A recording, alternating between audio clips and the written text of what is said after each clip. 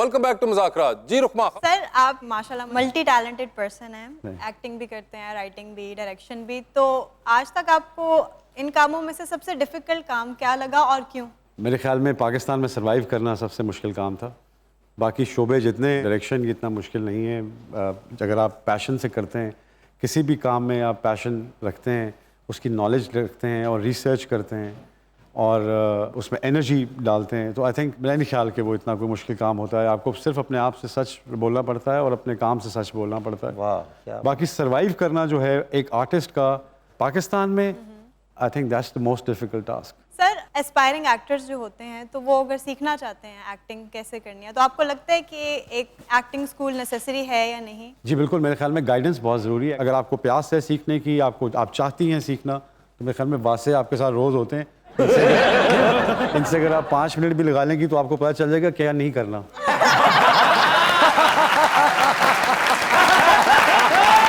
तो मैं तो सिर्फ एक गल पूछना चाह रही थी कि जिस तरह तुसी पंजाबी फिल्मां कीतियां, कोई ऐसा वाकया कि घोड़े ते बैठे हुए हो, घोड़ा थरा है, तो कोई ऐसा कोई डर लगा हुए? कोई नहीं, असल में HSN कॉलेज में मैं था, उससे पहले नेज़ाबाजी करता था मैं। मेरे आधे दोस्त पोलो प्लेयर्स हैं, तो मुझे वो घोड़े का इतना प्रॉब्लम नहीं था, एक्शन का ज़्यादा प्रॉब्लम था। बिकॉज यहाँ पे सेफ्टी कम होती है। हाँ जी। हमारे जो फाइट कोऑर्डिनेटर्स हैं वो बहुत अच्छे हैं, लेकिन वो एक प्रोफेशनलिज्म की कमी होती है। चोट लग जाती है, गलत टाइम पे बम पाड़ जाता है। वो एक डायरेक्टर को मैंने कहा भाई ये फट जाएगा, चोट लग जाएगी, तो आप इसको अलग शॉट ले लें ना। इसका मतलब इसमें क्या, कोई किसी ने आके कभी दुनिया में बाहर आके कहा कि यार इस फिल्म में ब्लास्ट बहुत अच्छा था, इसमें कौन सी बड़ी बात है ना? तो वो डायरेक्टर जो है उसने मुझे यकीन दिलाने के लिए उसने कहा सर आप क्यों डर रहे हैं, ये देखें ना, वो पास गया, उसने 2 पैर मारे, तीसरे पे वो ब्लास्ट हो गया। वो जो बम था वो शुक्र है धुएं वाला बम था। तो वो ऐसे एक्सीडेंट्स, और ये हमारे यहाँ कोई फर्स्ट एड नहीं होती है। बिल्कुल। फिर हमें वो जज्बे में वो कर देते हैं कि सर आपको अपना शॉट तो सर। तो वो मुझे एक दफ़ा इन्होंने हेलीकॉप्टर से, मैं ये नहीं कहूँगा कि मेरी ख्वाहिशों के मुताबिक, बट मेरे ख्वाहिशों के ख़िलाफ़ बांध दिया कि जी हेलीकॉप्टर जो है ये ऊपर जाएगा और आप सर आपने खुद ये शॉट देना है। तो मैंने पहले लोग देखे कि जो मुझे कह रहे थे, तो मुझे लगा कि वो कह रहे हैं कि चलो चलो शान हम तुम्हारे साथ हैं। तो मुझे लगा ये वही लोग हैं जो मुझे ऊपर भेज के कह देंगे कि चलिए। तो मैंने कहा फिर मुझे किया जी, मैंने वो उस पॉइंट पे एक फिल्म थी हमारी, उसमें हमने किया। तो वो असल में वो सब कुछ ठीक था, सिर्फ वो जो पायलट था हेलीकॉप्टर का, उसको जो आदमी इशारा कर रहा था वो हमारा था। अच्छा भाई यही गलत था। तो उसने शायद वो टाइम पे चाय नहीं मिली होगी या टाइम पे ब्रेक नहीं हुई होगी, तो वो थका हुआ था काफ़ी। तो वो ये भूल गया कि जब वो हेलीकॉप्टर उड़ता है तो वो मिट्टी उड़ाता है। तो जब वो मिट्टी उड़ती है तो उसमें कोई इशारा नज़र नहीं आता। तो वो हेलीकॉप्टर वाले को पता ही नहीं था कि यहाँ पे रोकना है।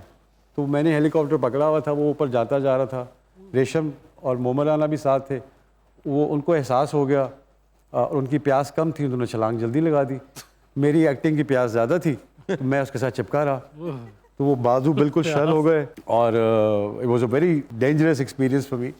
तो उसके बाद मैंने फैसला किया कि वो टॉम क्रूज जब कहता है कि मैं अपने स्टंट्स खुद करता हूँ, तो वो ये नहीं बताता कि उसको कॉस्ट कितनी आती है उस स्टंट की।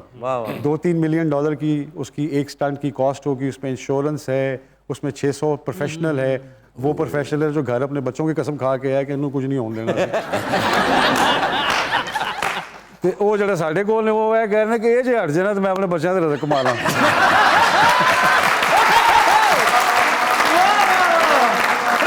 हमें ये देखना भी फेंक लेते हैं। बिल्कुल सर, फेंका हुआ है।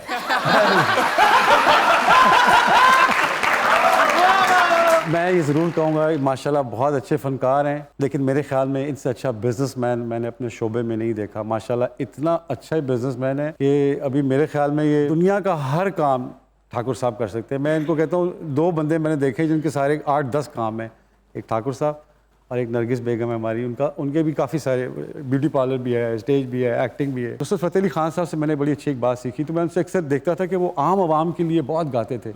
जहाँ पे वो किसान बिरादरी भी बैठी है, उर्स है और 600 बंदा है और वो ज़मीन पे बैठे हुए हैं और वो गा रहे हैं।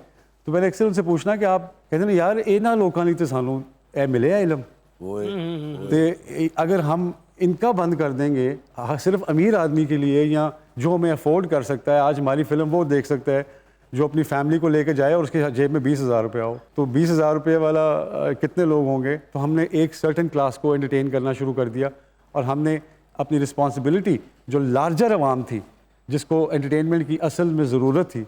अगर आप अमेरिका में ये फिल्में देखते हैं, एवेंजर और हल्क, ये उनके मासेस के लिए हैं फिल्में, उनकी क्लासेस के लिए फिल्में नहीं हैं। तो हमने अपने मासेस के एंटरटेनमेंट बंद करके हमने क्लासेस के लिए एंटरटेनमेंट शुरू कर दी। तो मुझे ये फील होता है कि ठाकुर साहब जैसे जो लोग हैं, ये अवामी लोग हैं, ये अवाम के लिए काम करते हैं इनको। लेकिन थोड़ा सा ठाकुर साहब फ्री भी कर दिया करो कभी मेरे ख्याल साल आए भी पैसे ले रहे हो आजकल। आप गिटार भी अब बजाते हैं, you started learning that, writing आपकी है, पोइट्री का भी आपको शौक है, एक्टिंग डायरेक्शन तो है ही है, तो काफ़ी आर्टिस्टिक ट्रेट्स हैं। Are you into gun shooting and everything? नहीं, I am not actually. You not? तो इससे मेरा अगला सवाल जो कनेक्टेड है कि माशाल्लाह आपने ज़िंदगी में किस किस किस्म की बंदूक पकड़ी हुई है? मैंने हर किस्म की बंदूक पकड़ी है। एक कैरेक्टर होता है, लेकिन उससे अच्छी बात पता क्या होती है वासे, कि मैंने जब भी किसी पंजाबी फिल्म में एक्शन और बदमाशी और फलां और उसका रोल देखा, तो मैं हर अपने रोल से एक सबक ज़रूर सीखता हूँ कि इस आदमी का एंड क्या हुआ। अगर इसने ये रास्ता इख्तियार किया तो फिल्म में इसका ये एंड हुआ है। तो मैं अपनी शनाख्त में या मेरी अपने किरदार में जो मुझे फील होता है कि जैसे गुस्सा है, मुझे किसी पे गुस्सा आया और मैं कहूँ कि मैं इसको इतना मारूं कि ये मार दूं, तो मुझे उसका एंड पता चल जाता है कि बहुत से घर तबाह हो जाएंगे, बहुत से लोग रो पड़ेंगे। तो आप उस मौके पे वो फैसला नहीं करते जिस फैसले से ज़िंदगियाँ तबाह हो जाएं। तो एक्टिंग में आपको ये बहुत सारी चीज़ें आपको हेल्प करती हैं। मिसाल के तौर पर चीमा साहब को मैंने इतनी दफ़ा मारा है कि किसी ने नहीं मारा होगा। माशाल्लाह वो भी हमारे स्टार हैं और एक हमारी एथनिक फिल्म का जो स्केल वो देते हैं, बहुत अच्छा स्केल देते हैं। तो मुझे ये फील हुआ कि ये जो गन्स हैं और जो, इसलिए मेरे आप कभी भी देखेंगे मैंने ना तो लाहौर में किसी के पैसे देने, एक दो से लेने ही होंगे, तो मैं कभी कोई गार्ड मेरे साथ नहीं होता, ना मेरे पीछे कोई। मैंने गलती से एक दफ़ा गन मैन रख लिया था, मुसीबत पे आ गई मैंने। वो पीछे बह के मैंने भी देखता रहता सी।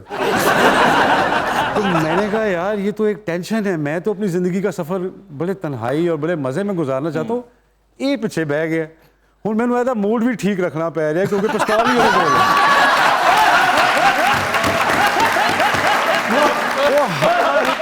हर 5 मिनट बाद मैं कहना पानी खाना खाता है ना, वो शायद किसी चीज़ की जरूरत हो जनाब।